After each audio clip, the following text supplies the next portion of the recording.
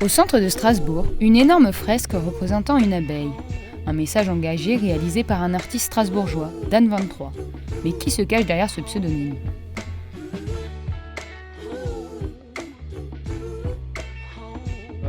Dan, parce que je m'appelle Daniel, donc on fait simple. Et au début de la culture hip-hop, en fin de compte, ils mettaient toujours un chiffre qui était associé au nom de la rue. Et c'est un chiffre qui me suit. J'étais dans le département 23, ma grand-mère est née le 23, ma mère est née le 23. Bref, c'est vraiment un chiffre qui me suit, donc j'ai gardé Dan 23, quoi. Parce que je pars du principe que l'art, c'est un excellent moyen de rencontre. Donc quand je peins dans la rue, déjà, je rencontre plein de gens. Et puis, tu peux faire passer des messages à un bien plus grand nombre que juste enfermé dans ton atelier, parce que dans ton atelier, tu es tout seul et tu t'emmerdes. Donc c'est une bonne passerelle, quoi. Pour cet autodidacte, c'est le début de la notoriété. Les commandes affluent, le street artist devient un artiste à part entière.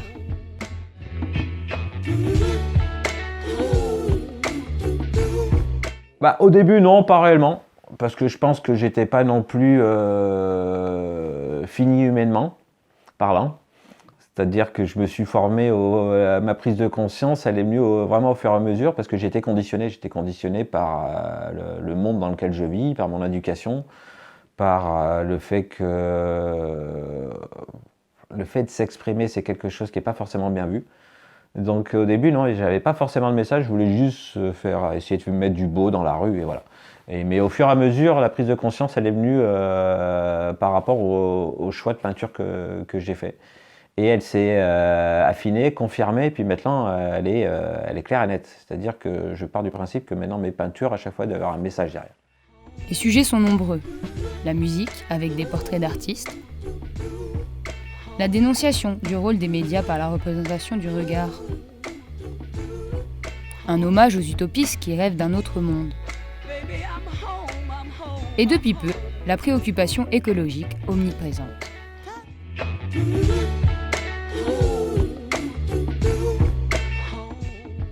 Un art qui n'est pas accepté par tout le monde. Dan23 a déjà eu plusieurs fois affaire à la police à cause de sa pratique définie comme du vandalisme. Heureusement pour lui et grâce à un élu, il peut désormais avoir une certaine liberté pour s'adonner à sa passion.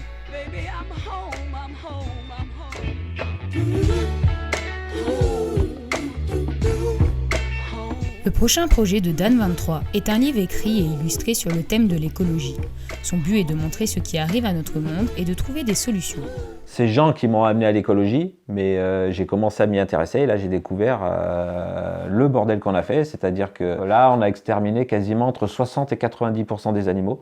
Il y a 200 espèces qui disparaissent tous les jours. Dans les mers, on n'en parle même pas, c'est le carnage total. Pourtant il y a des solutions qui existent, de réelles solutions qui fonctionnent, quoi. Mais il va falloir se déconditionner.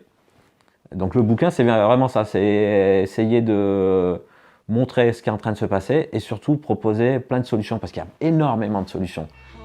Un livre qui lui tient à cœur et qui lui a permis d'avoir une réelle prise de conscience des enjeux actuels de la société.